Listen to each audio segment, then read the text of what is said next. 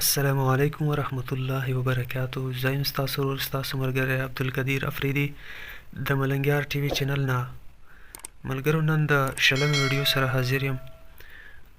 د میږو د تختولو دپاره د قرآني آیات دی.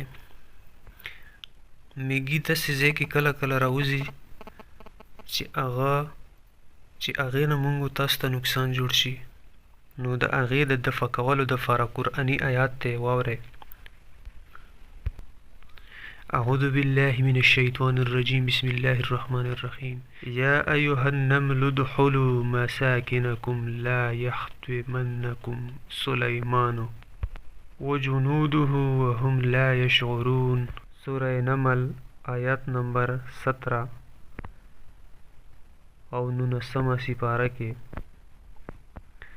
خاصیت د دې آیات: که چیرې میږي زیات وي نو دا آیات پې ولیکي او د میږو سروو کې سوړه کې دې کېږدي، انشاءالله ټول میږي به په خپلو سروو کې ننوځي